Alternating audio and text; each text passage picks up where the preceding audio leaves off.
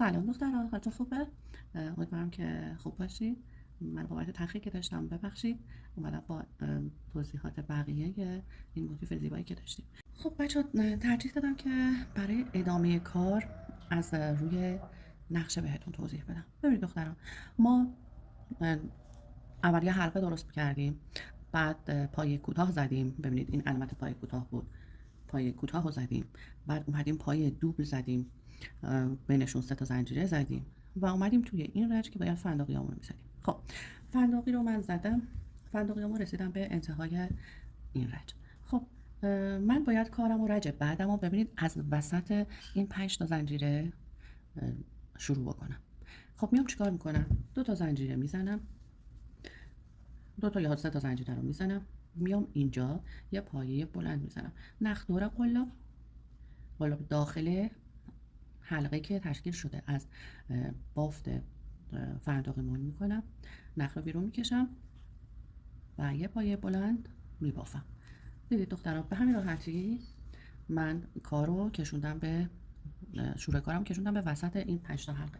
خب برای شروع رنج بعد ببینید به ما گفته چیکار کنید؟ به ما گفته 1 2 3 تا زنجیره بزنید که این 3 تا زنجیره معادل یه دونه پایه بلند هستش، بینش 5 تا 1 2 3 4 5 تا زنجیره بزنید و بیاید دوباره توی همین 5 تا زنجیره 5 تا پایه بلند بزنید.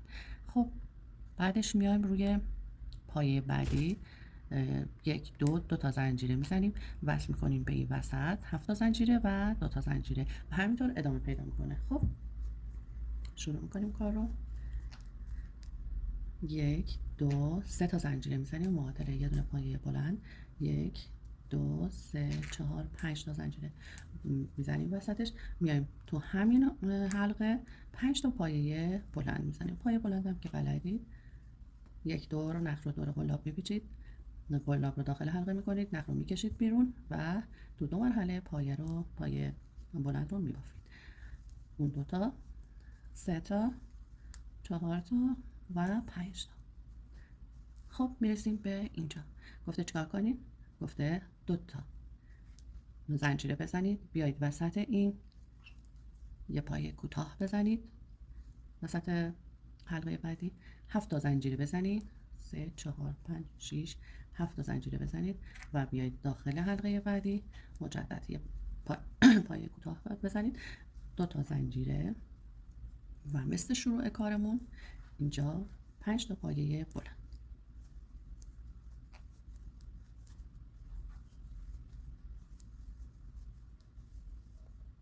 این 5 تا بینشون 5 تا زنجیره و دوباره پایه بلند 5 تا. الان اینجا داره چیکار میکنه؟ اینجا داره کارمون رو گوشه دار میکنه. شما ببینید ما اکثر موتیفایی که داریم موتیفمون وسطشون گرد هستش و بعد از چند رنج گوشه دار میشه. الان این اومده تو این رنج برامون داره گوشه دار میکنه. اگه دقت کرده باشیم بچه‌ها نگاه کنید کارمون داره گوشه دار میشه. به همین شکل این رو میبافیم و برمیگردم.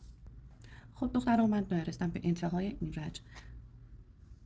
2 تا زنجیره زدم، وصل کردم به وسط این زنجیره هامون، 7 تا زنجیره زدم با پای کوتاه وصل کردم بین این یکی و الان 2 تا زنجیره زدم.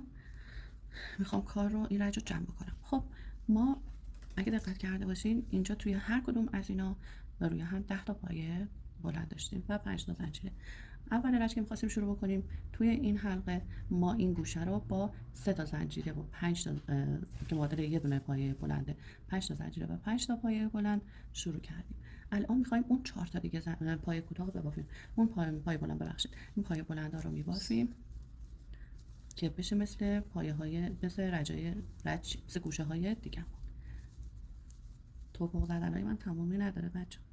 خب الان میام 3 تا از زنجیره هامو میشمارم، 1 2 3 قلاب رو داخل اون حلقه میکنم، نخ رو میگیرم میکشم بیرون و بس میزنم. الان دقت کنید ببینید کل کارمون مثل هم دیگه شد، گوشه هاش مثل هم دیگه شد. خب این از این. حالا میریم رنج بعد دختران. رنج بعد اومده چیکار کرده؟ رنج بعد اومده از سر همون 3 تا زنجیره اون که معادله پایه شروع کرده، اومده اون 3 تا زنجیره رو زده توی این 5 تا حلقه 6 تا پایه بلند زده و بینشون 5 تا زنجیره زده. روی هر کدوم از اون پایه های قبلمونم یه دونه پایه بلند زده. یعنی 5 تا پایه بلند در اصل، 3 تا توی این حلقه، 5 تا زنجیره و مجدد همینجوری. اینجوری حداقلش اینه که شما روی نقشه هم یاد میگیرید که باید چیکار بکنید. میبینید بچه‌ها خیلی مشخصه. بعد از اینکه این قسمت رو تمام کردیم، قسمت گوشه رو تمام کردیم، 5 تا زنجیره زده، وصل کرده به با پایه کوتاه به وسط زنجیره هفتممون 5 تا زنجیره دیگه و مجدد گوشه ها رو شروع کرد. خب ما میریم که ببافیم این کارو. خب از بالای همین ما شروع میکنیم. 1 2 3 تا زنجیره معادل یک پایه بلند.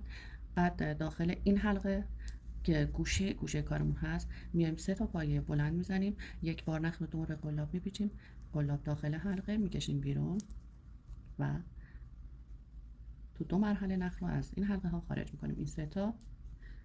بعد از 3 تا گفته چیکار کنید؟ 5 تا زنجیره بزنید.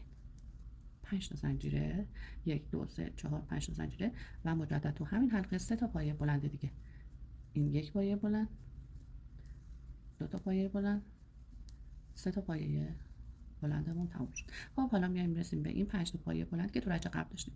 روی هر کدوم از این پایه دیگه میزنیم. این اولین پایه. ببینید نخ پشت قلاب بالای این پایه ها ما گندمی داریم. قلابمون رو داخل این گندمی میکنیم، نخ رو میگیریم میکشیم بیرون و تو 2 مرحله این پایه رو میبافیم. مجدد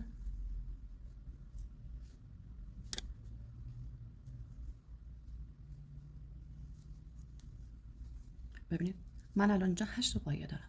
1 2 3 4 5 6 7 8 تا پایه بلند بافتم. 5 تا زنجیره میبافم.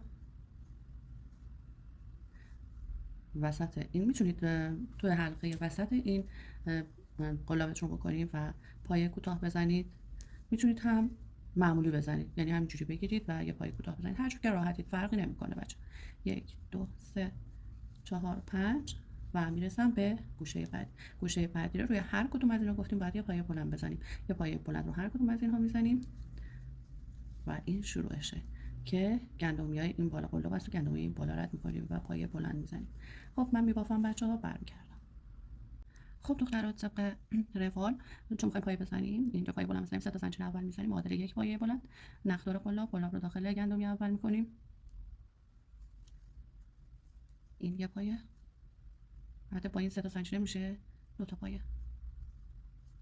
این 3 تا پایه و این 4 تا پایه.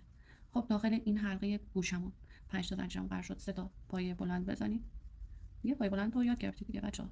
به خاطر همین توضیح نمیدم، اون گاهی وسطش یه توضیح ریزی میدم بهتون.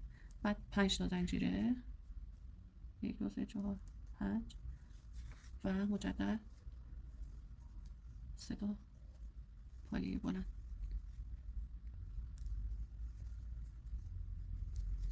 میرسیم به 8 تا پایه قبلمون، رچه قبلمون. روی هر پایه یه پایه میزنیم. 3 تا پایه تو این حلقه زده بودیم، 8 تا اینجا روی اینا میزنیم. میشه 3 1 2 3 4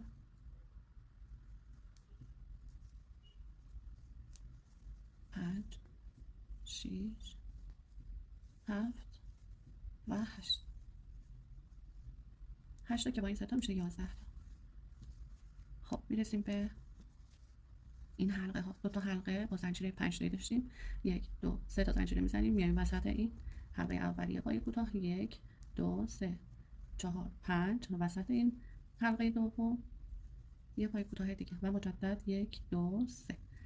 خب میرسیم به این 8 تا پایه. یه 8 تا پایه رو هر کدوم یه پایه میزنیم. تو این حلقه گوشه 3 تا پایه و 5 تا زنجیره، مجدد 3 تا پایه و روی اینها دوباره 8 تا پایه بلند. خب دخترها در انتها بهتون میبافم و بهتون نشون میدم که به چه شکل میشه. امیدوارم که لذت برده باشید از این آموزش. کم و کاستی من رو ببخشید، من تا حالا آموزش نداشتم و زیاد بلد نیستم. امیدوارم که بتونم به درستی راهنماییتون بکنم و اطلاعات خوبی در اختیارتون بذارم. ان شاءالله با آموزش‌های بهتری در خدمتتون هستم. خدا نگهدار.